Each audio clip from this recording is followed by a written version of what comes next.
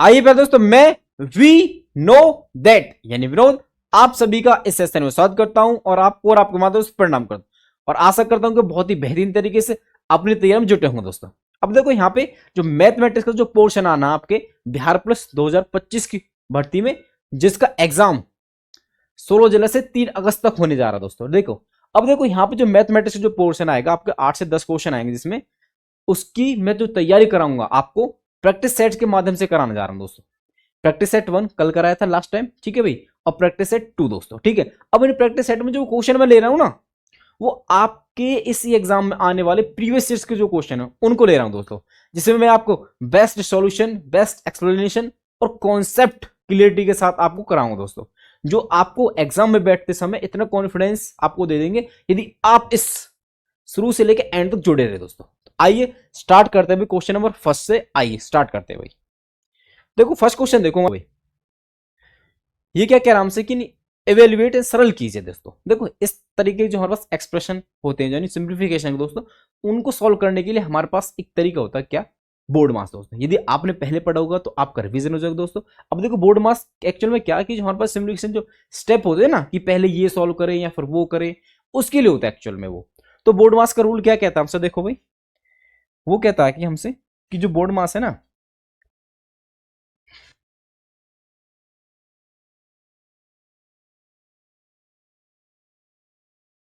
Board मास, ये actual में simplification के क्वेश्चनों को करने के लिए होता है हमारे पास। देखो ये क्या कहता है भाई हमसे कि पहले आप ब्रैकेट्स को सॉल्व करोगे भाई, बिफोर ब्रैकेट।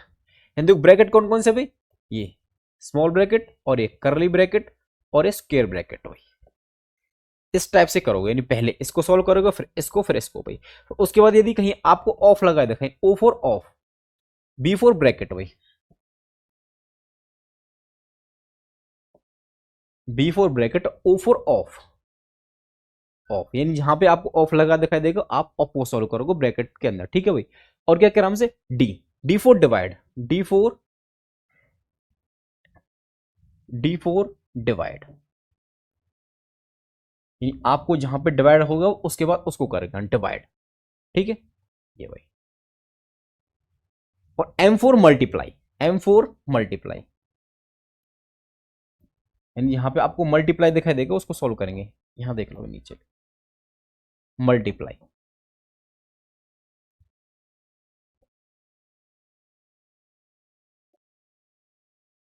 ठीक है भाई।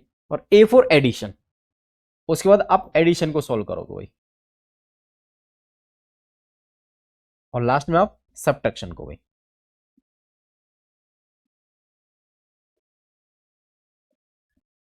ठीक है भाई।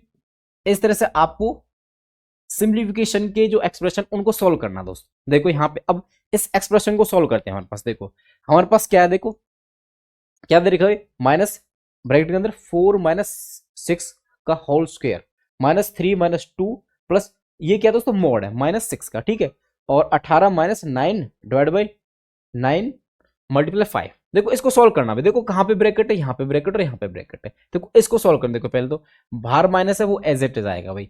4 में से 6 गया तो यानी बोल दो प्लस माइनस माइनस होगा भाई, बड़े में से छोटे को हटाते हैं। 6 में से 4 गया तो 2, और साइन बड़े वाले का जो कि माइनस का आएगा, यानी -2 का होल स्क्वायर यहां से। तो देखो यहां से -2 भाई। अब इसको तो डायरेक्ट ओपन कर देंगे, देखो -3 की गुना -2 से करेंगे तो क्या आएगा भाई, 3 × 3 = 3 × 6 और माइनस माइनस प्लस यानी +6। अब देखो ये दिख रहा आपको मोड ऑफ -6, इसका मतलब देखो यदि हमारे पास +6 हो, यानी कहने का मतलब -x का मोड और x का मोड। ये मोड का मतलब पता क्या होता है, एब्सोल्यूट वैल्यू, हमेशा पॉजिटिव वैल्यू देगा, यानी ये क्या देगा +6, ये +6 दोस्तों, यहाँ +x और यहाँ भी +x। यानी कि आप नेगेटिव वाले का मोड करेंगे तो हमेशा आपको पॉजिटिव वैल्यू, यानी पॉजिटिव हो तो भी पॉजिटिव और नेगेटिव वाले की वैल्यू पॉजिटिव दोस्तों, समझे इस बात को। तो हमारे पास देखो भाई, तो मोड ऑफ -6 क्या आएगा भाई, 6, ठीक है। अब यहां देखो नीचे क्या हमारे पास 18, ठीक है। ये तो सब्ट्रैक्ट है, ऐसे रहने दो भाई। अब देखो 9 डिवाइड बाई 3 मल्टीप्लाई 5। अब देखो डिवाइड और मल्टीप्लाई दे रखा, तो दोनों में से पहले क्या सॉल्व करेंगे भाई, पहले क्या आ रहा भाई, डिवाइड, तो पहले डिवाइड सॉल्व करेंगे, मल्टीपल बाद में, आप तो मल्टीपल बाद में। देखो 9 को 3 से डिवाइड करें, देखो 9 को जब आप 3 से डिवाइड करते हो तो क्या आता है भाई 3, यानी कि 9 डिवाइड बाई 3 आ गया 3 मल्टीप्लाई 5।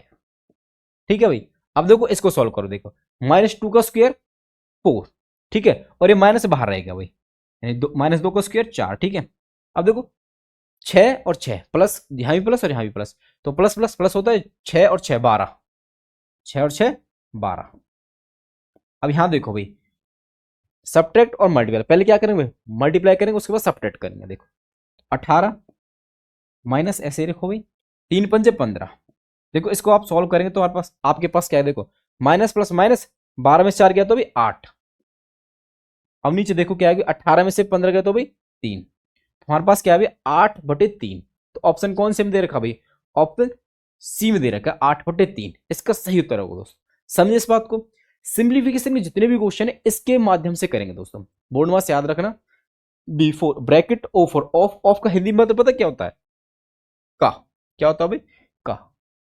ऑफ यदि अगर हिंदी में एक्सप्रेशन लिखा हो तो आपको मिलेगा का, ठीक है, कहीं पे भी। ऑफ इसमें था नहीं, हमने यूज ही नहीं किया इसलिए। अब देखो अगले क्वेश्चन पे आ जाइए भाई, देखो नेक्स्ट क्वेश्चन क्या है हमारे पास, ध्यान से देखेंगे सभी भाई। ट्रिग्नोमेट्री का क्वेश्चन बहुत अच्छा क्वेश्चन दोस्तों, देखो क्या कह रहा है क्वेश्चन, ध्यान देना सभी। ये कह रहा हमसे कि 4 tan थीटा बराबर 3 है, तो इस एक्सप्रेशन की वैल्यू बताइए ये किसके बराबर होगा। देखो ध्यान से भाई, तो देखो हमारे पास एक्सप्रेशन वो क्या भाई, 4, यहां से देखो भाई 4 sin theta minus cos theta upon में 4 sin theta plus cos theta, ठीक है भाई, ये हमारे पास एक्सप्रेशन है। अब देखो सबसे मेन बात है कि हमको दे क्या रखा है, उसने दे रखा है 4 tan थीटा बराबर 3, यानी कहीं ना कहीं हमको ये पता है tan थीटा दे रखा है, उसने क्या दे रखा है tan थीटा।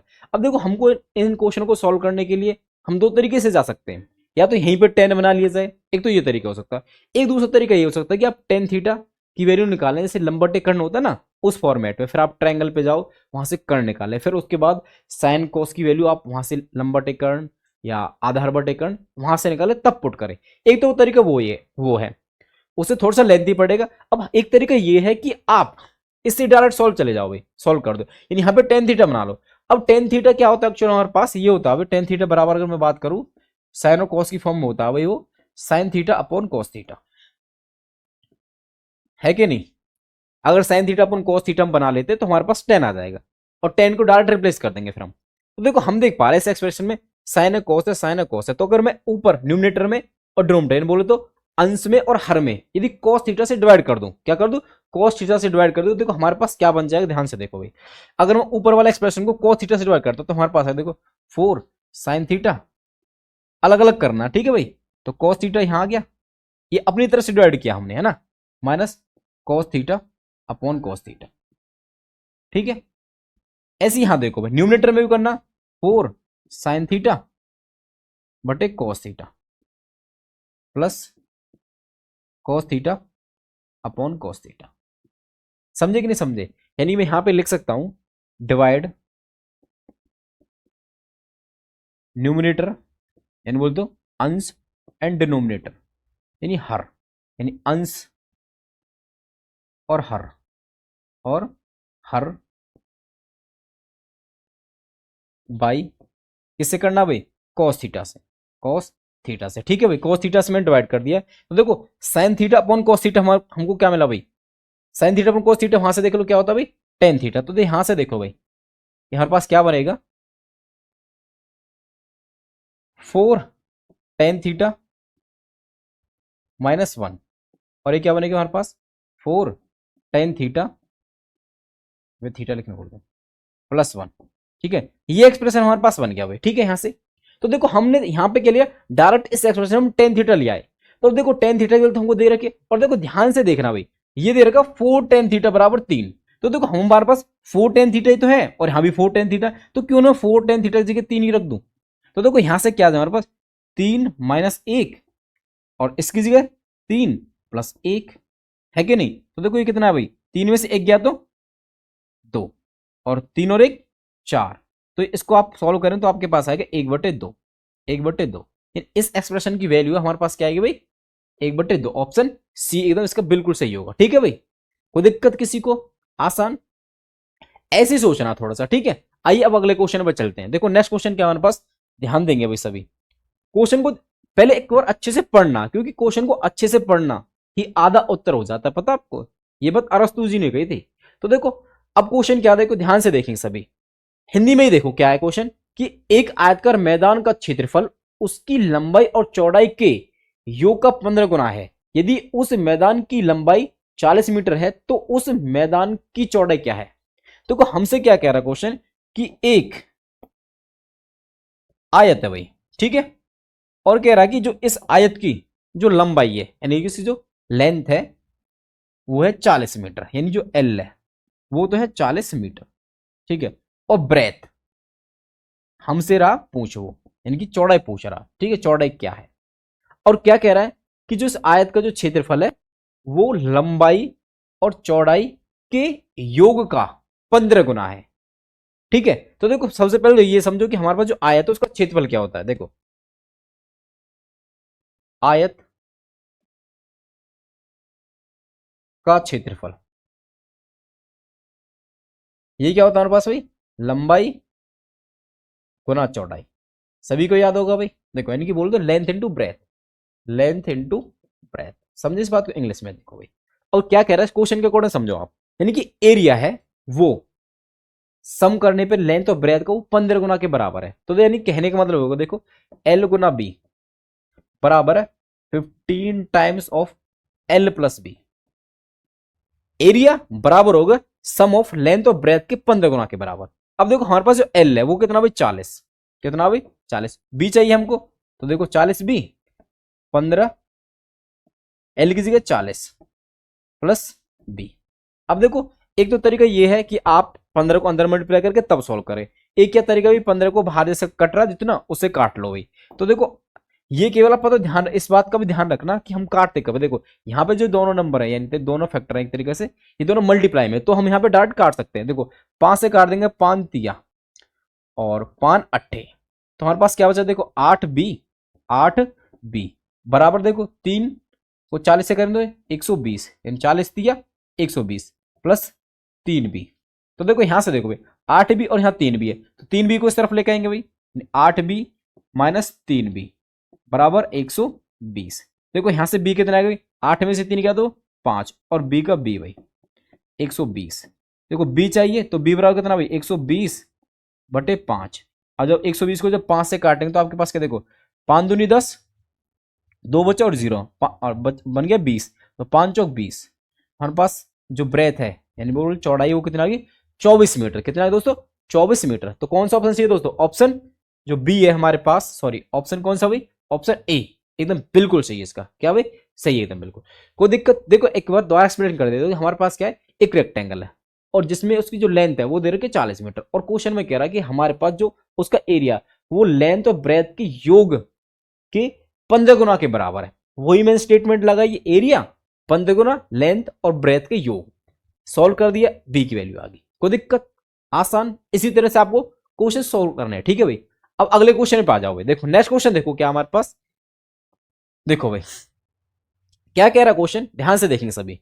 ये कह रहा हमसे कि देखो if the sum of the areas of two circles with radius r1 and r2 is equal to the area of the circle of radius r, then देखो हिंदी में पढ़ लो क्वेश्चन को।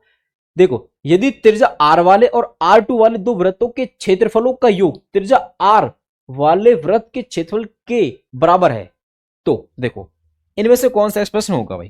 देखो हमसे क्वेश्चन क्या कह रहा भाई, ये कह रहा कि देखो ये एक सर्कल है, ठीक है, और एक दूसरा सर्कल है भाई, और एक ये तीसरा सर्कल है।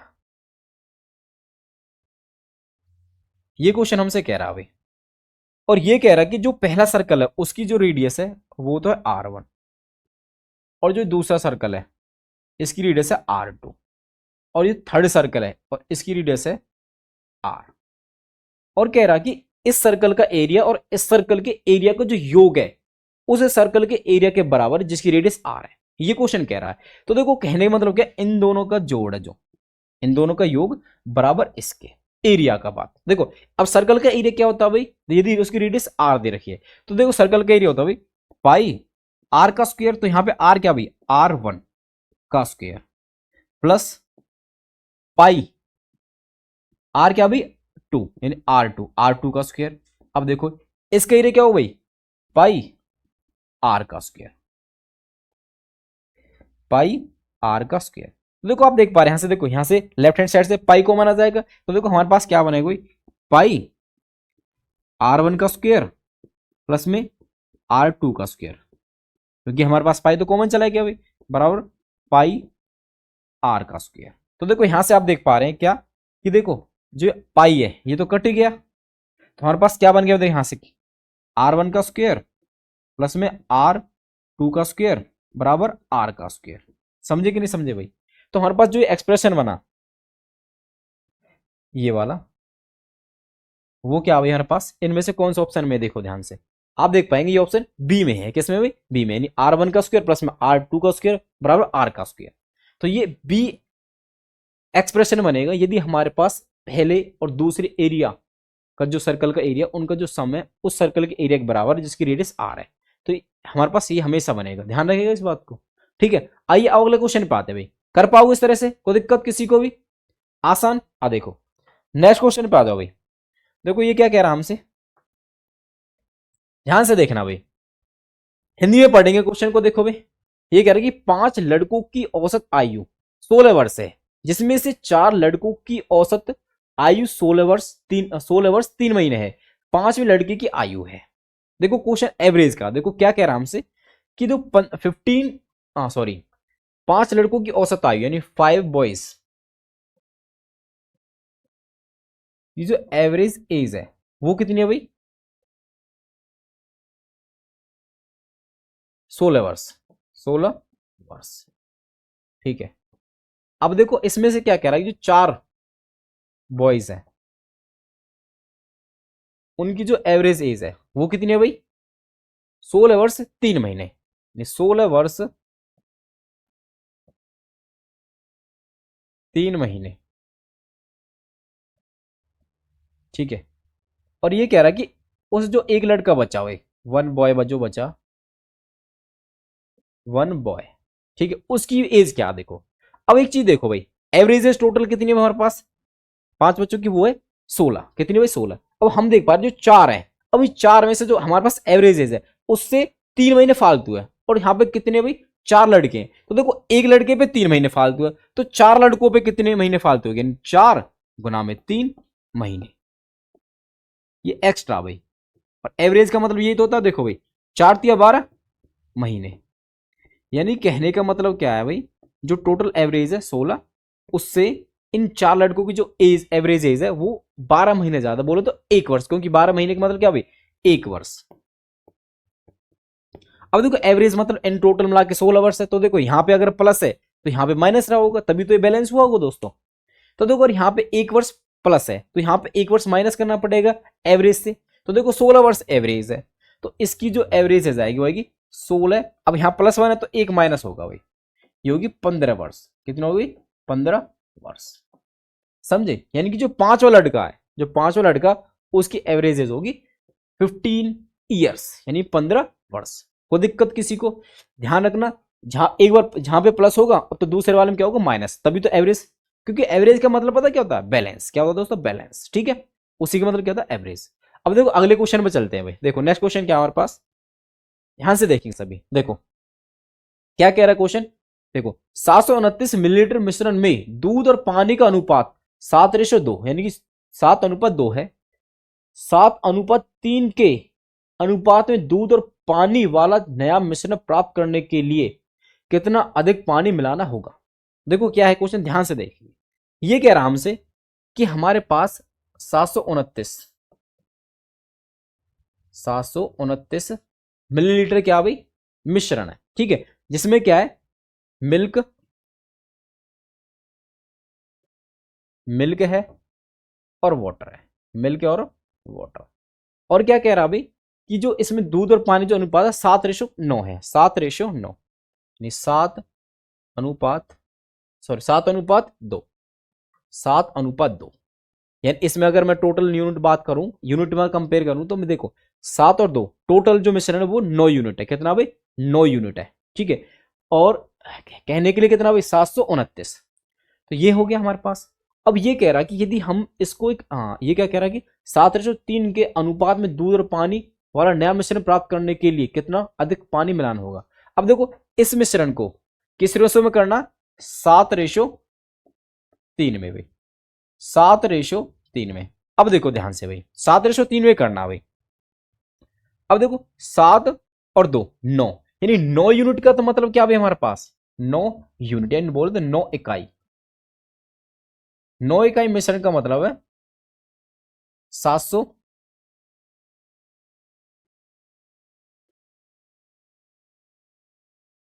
729 लीटर भाई। तो देखो यहां से एक इकाई की जो वैल्यू वो क्या आएगी भाई?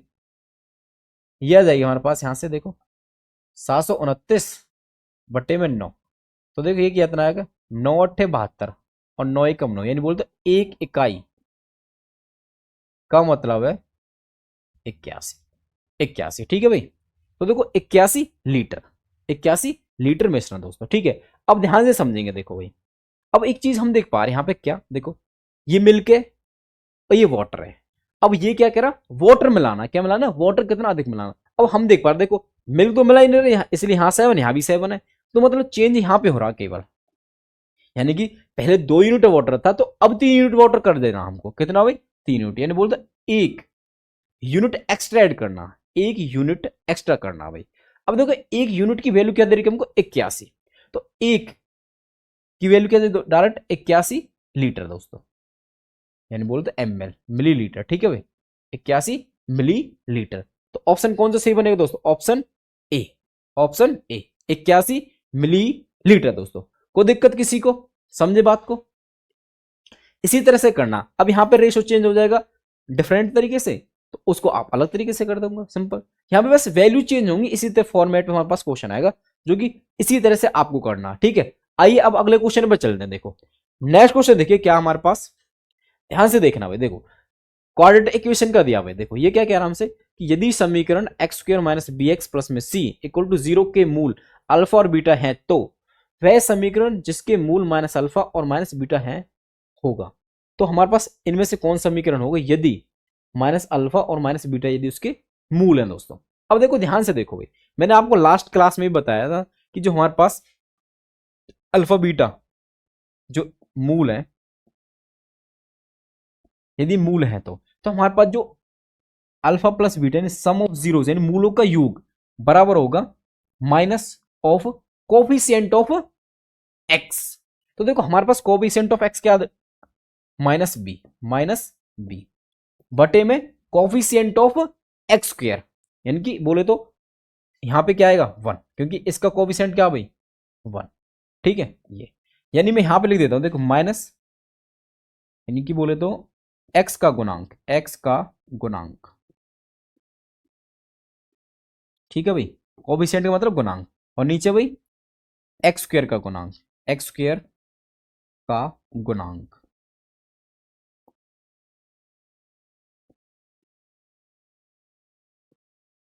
एक्स स्क्वायर का गुणांक। ठीक है भाई, अब देखो यहां से देखो भाई, तो अल्फा प्लस बीटा हमारे पास क्या हुई? क्या आ गया भाई? ये आ गया माइनस माइनस प्लस, यानी बोलो बी आ गया। और हमारा जो प्रोडक्ट ऑफ जीरो यानी सॉरी प्रोडक्ट ऑफ रूट्स वो क्या होता है हमारे पास? सी बटे ए, सी बटे ए, यानी कहने का मतलब अचर पद, अचर पद बटे में ए क्या होता है भाई? एक्स स्क्वायर का गुणांक, एक्स स्क्वायर का गुणांक।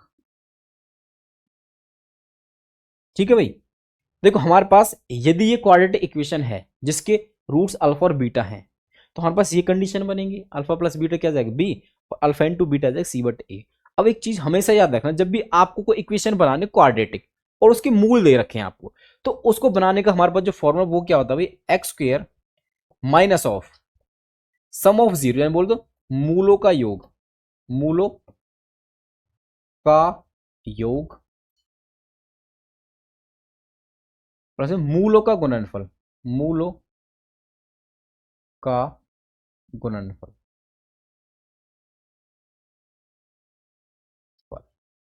बराबर 0। ठीक है भाई, यहां पे देख लो बराबर 0। तो देखो एक्स स्क्वायर हमारे पास जो मूलों का योग है। अब देखो हमको जो नई इक्वेशन बनानी है ना, उसके जो मूल है वो माइनस अल्फा और माइनस बीटा, ना कि अल्फा बीटा। इस बात का जरूर ध्यान देना। तो हमारे पास माइनस अल्फा माइनस बीटा का जो मूलों का जो योग है बोले तो हमारा सब वो क्या आएगा, देखो यहां देखे, यहां लिख देता हूं भाई। तो देखो माइनस अल्फा योग करना भाई, और तो योग कर दिया माइनस बीटा, ये हमने योग कर दिया। तो हमारे पास ये कितना है भाई, ध्यान से देखो, माइनस अल्फा माइनस बीटा, तो ये बनेगा हमारे पास minus of alpha plus beta, है कि नहीं। अब यहां से देखो क्या, माइनस अल्फा प्लस बीटा, तो अल्फा प्लस बीटा तो हम पहले निकाल चुके हैं, वो है बी। वो क्या है, बी। यानी ये कहने का मतलब ये है कि जो हमारे पास मूलों का योग है इसके लिए वो आएगा माइनस बी। क्या आएगा भाई, माइनस बी, यानी यहाँ पे माइनस बी रखा जाएगा। और एक छोटी चीज मैं भूल गया, क्या भाई, यहाँ पे इंटू एक्स और होता है भाई, जिससे यानी कि जैसे पोलिनोम सॉरी जिस वेरिएबल में उसको एक क्वाड्रेटिक इक्वेशन बनाना, यहाँ पे वेरिएबल आता है। ठीक है, अब देखो भाई, और हमको क्या चाहिए, मूलों का गुणनफल, मूलों का गुणनफल। तो गुणनफल देखो माइनस अल्फा इंटू में माइनस बीटा, देखो माइनस माइनस तो प्लस हो जाएगा, यानी अल्फा इंटू बीटा आएगा सिंपल। देखो मूलों का जो गुणनफल है वो कितना है भाई, अल्फा इंटू बीटा, जो कि क्या है भाई, सी बटे ए, सी बटे ए। अब देखो सी बटे ए का मतलब देखो यहां से क्या है, सी बटे ए, देखो यहां से क्या है, सी तो है ही है, और ए, ये लिखना भूल गया था भाई मैं, क्या ए केवल क्या, वन, तो इस सी आया केवल, क्या है दोस्तों, सी, ये आ गया सी। अब देखो इन दोनों को यहां पे पुट कर देते केवल, ये क्या होगा, योगफल, ये वाला योगफल है और ये वाला क्या है, गुणनफल है। तो देखो मूलों का योग क्या हमारे पास भाई, minus of B into x, गुणनफल क्या हमारे पास, सी, बराबर 0। तो हमारे पास जो इक्वेशन बनेगी ये बनेगी भाई, एक्स, देखो minus minus plus b x plus c बराबर 0, बराबर 0। तो हमारे पास ये क्वाड्रेटिक इक्वेशन बनेगी दोस्तों, एक्स स्क्वायर प्लस में बी एक्स प्लस में सी। तो ऑप्शन कौन सा सी बनेगा दोस्तों, ऑप्शन बी एकदम इसका बिल्कुल सही होगा दोस्तों, ऑप्शन बी। कोई दिक्कत किसी को भाई, आसान। ठीक है, थोड़ा सा ये जरूर ध्यान रखना आप, ठीक है, कोई दिक्कत तो नहीं किसी को। ये आप जैसे अभी तो मैंने एकदम बोल तो स्टेप बाय धीरे धीरे कराया आपको, और जैसे आप ये समझ जाएंगे दोस्तों तो आप डायरेक्ट कर पाएंगे दोस्तों। ठीक है, आइए अब अगले क्वेश्चन पे चलते हैं। देखो नेक्स्ट क्वेश्चन देखो क्या है हमारे पास, ये क्या कह रहा है हमसे, ये कह रहा है देखो, चूज द करेक्ट ऑप्शन, सही विकल्प चुने, graphically the pair of equation. देखो हमसे क्या कह रहा है कि हमारे पास दो इक्वेशन दे रखी है, linear equation 6x minus 3y plus 10 बराबर 0, और दूसरी क्या भाई, 2x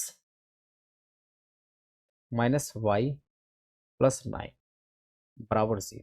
ठीक है भाई, और ये कह रहा हमसे कि represents two line which are, यानी दो रेखाओं को दर्शाती है। देखो ये लाइंस दे रखी हैं, जब आप इनको ज्योमेट्रिकल जो रिप्रेजेंट करेंगे तो ये किस चीज को रिप्रेजेंट करते हैं, ये हमसे पूछ रहा है। देखो ऑप्शन के हिसाब से देखो भाई, intersecting at exactly 1 point, intersecting at exactly 2 point, और थर्ड क्या है, कोइंसिडेंट समपाती रेखा होंगी, और फोर्थ क्या हुई, समांतर होंगे, यानी पैरेलल होंगे दोस्तों। अब देखो यहां पे हमको ग्राफ बनाने की कोई जरूरत नहीं है, ग्राफ बनाने की कोई जरूरत नहीं है। अब देखो मैं आपको डायरेक्ट कॉन्सेप्ट बता देता हूं। देखो यदि हमारे पास जनरल इक्वेशन हुई कोई लीनियर इक्वेशन पेयर इक्वेशन में, यानी a one x b one y plus c one बराबर 0, ये एक इक्वेशन होगी। एक दूसरी होगी a two x b two y plus c two बराबर 0। अब देखो हमारे पास जो इनका जो रेशियो होता है, A one upon A two बराबर B one upon B two, यदि नहीं हो तो तब क्या होगा, और यदि हमारे पास A one upon A two बराबर हो B one upon B two के, और बराबर नहीं हो C one upon C two के, तब क्या होगा, और यदि A one upon A two बराबर है B one upon B two के, बराबर है C one upon C two के। तो हमारे पास जो ये हमारे पास तीन कंडीशन बनती है, तो इनके आधार पे हम बता सकते हैं कि इन जो लाइंस की जो क्या कंडीशन बनेगी। देखो जब भी हमारे पास ऐसा होगा तो हमारे पास जो लाइंस होंगी, जो हमारे पास लाइंस होंगी वो होंगी प्रतिच्छेदी। क्या होंगी भाई, प्रतिच्छेदी, इन बोलते इंटरसेक्टिंग बोल सकते हैं। ठीक है, अब देखो एक, और वो भी एक पॉइंट पे, यानी बोलते चल लिखने को जरूरत है प्रतिच्छेदी, ठीक है। a1/a2 बराबर b1, यदि ये कंडीशन हुई तो हमारे पास जो लाइंस होंगी समांतर, क्या होंगी भाई, समांतर ऐसे होंगी, और यहाँ पे क्या इंटरसेक्टिंग, ठीक है, समांतर, ठीक है, यानी ऐसे एक दूसरे को इंटरसेक्ट नहीं करेंगे दोस्तों, ठीक है। अगर ये कंडीशन हुई तो हमारे पास लाइंस होंगी समपाती, बोल दो समपाती। इस केस में क्या होगा, देखो हमारे पास जो ये लाइन है इसी के ऊपर दूसरी लाइन होगी, यानी यहाँ L1 और ये सॉरी L और M दो लाइंस, ठीक है, इस तरह से होंगी। यहाँ पे दो लाइंस पैरेलल होंगी, वो इंटरसेक्ट ही नहीं करेंगे कहीं पे भी, और यहाँ पे एक जगह इंटरसेक्ट करेंगे, जैसे कि यहाँ पे X में क्रॉस कर दिया इस तरह से। अब देखो इसके आधार पे यहाँ पे चेक करते हैं, देखो हमारे पास क्या दे रखा है, ध्यान से देखना सभी भाई। देखो a1 मतलब x का कोएफिशिएंट, वो क्या हमारे पास 6, तो मैं यहां लिख देता हूं एक बार। a1 क्या हमारे पास 6, b1 क्या हमारे पास y को कोएफिशिएंट -3, c1 क्या हुई हमारे पास 10।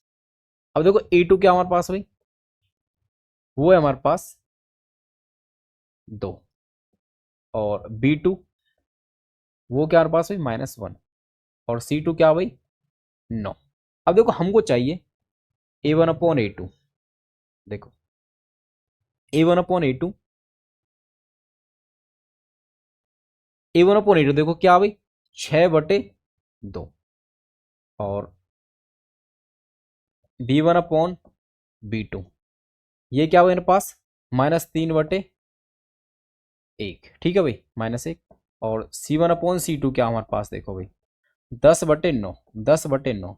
तो यहाँ पे देखो 6/3 सॉरी 6/2 ये आ गया 3/1, 3/1, और यहाँ पे देखो भाई माइनस माइनस कर दिया जाएगा 3/1, और ये आ गया 10/9, ये तो कटेगा ही नहीं। तो यानी हमारे पास देखो a1/a2 बराबर b1/b2 but not equal to c1/c2, यानी देखो क्रॉस होगा भाई यहाँ पे, ठीक है, यानी ये दो तो बराबर पर थर्ड वाला बराबर, तो इसके हिसाब से हमारे पास कौन सी कंडीशन बनी भाई, ये दूसरी वाली, ये वाली कंडीशन देख पा रहे हैं आप, a1/a2 बराबर b1/b2 but not equal c1/c2।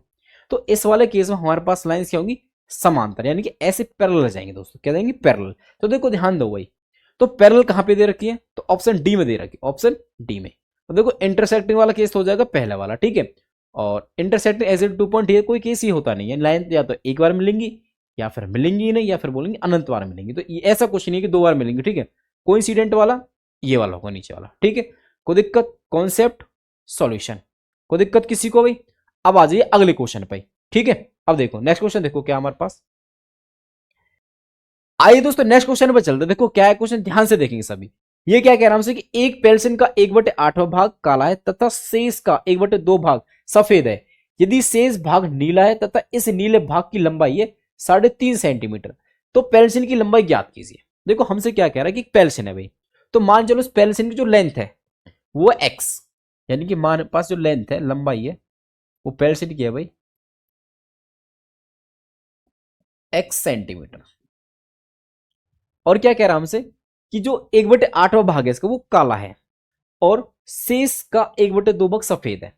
तो देखो समझो पहले तो भाई टोटल एक्स है, तो एक्स का जो 1/8वां भाग है एक्स का, ये क्या काला, जब देखो टोटल में से काला हटा देंगे देखो हमारे पास क्या आएगा, देखो 8x माइनस x/8, तो आएगा 7x/8, यानी कि पेंसिल में से काला हटाने के बाद 7/8 पार्ट हमारे पास बचता है। और क्या कह रहा है कि इसका 1/2 भाग सफेद है भाई, 1/2 भाग क्या है सफेद है इसका, तो 7/8 का 1/2 भाग क्या है भाई सफेद है, यानी इसका ये वाला पार्ट क्या सफेद है। अब एक चीज समझो भाई, ये टोटल थोड़ी देगी ये समझ लो भाई, ठीक है। अब इसका 1/2 क्या भाई सफेद है। अब ये कह रहा कि यदि शेष भाग नीला है, अब किसी में से 1/2 ले लिया तो उसका शेष क्या बचा 1/2, यानी इसका जो नीला पार्ट है वो भी क्या होगा भाई 7/8 x गुना 1/2, ठीक है। और ये कह रहे जो नीला भाग है ना वो 3.5 है, वो क्या भाई 3.5 है। तो देखो यानी इसी की वैल्यू हमारे पास क्या दे रखे 3.5, यानी 3 से 1/2। अब आप इसको सॉल्व करेंगे, देखो आपके पास क्या है, देखो 7/8 गुना x गुना 1/2, इसको सॉल्व करें 2 3 6 और 1 7, बटे 2। अब देखो इसको सॉल्व करना, भाई x चाहिए, यानी कि x बराबर देखो 7 बटे 2, देखो यहाँ पे डिवाइड में तो ये जाएगा मल्टीप्लाई में 8, ऐसे यहाँ पे ये 2 मल्टीप्लाई में, और ये 7 आ जाएगा नीचे। तो आप देखें, देखो 7 से 7 कट गया, 2 से 2 कट गया, तो x की वैल्यू आ गई केवल 8, क्या आ गई 8 सेंटीमीटर। यानी हमारा जो पेरिसिन की जो लंबाई है वो 8 सेंटीमीटर दोस्तों, यानी ऑप्शन सी एकदम बिल्कुल सही है दोस्तों। ठीक है, आइए दोस्तों अब चलते हैं अगले प्रश्न में, जो कि इस क्लास का लास्ट प्रश्न दोस्तों। देखो क्या है प्रश्न, ध्यान से देखेंगे क्वेश्चन।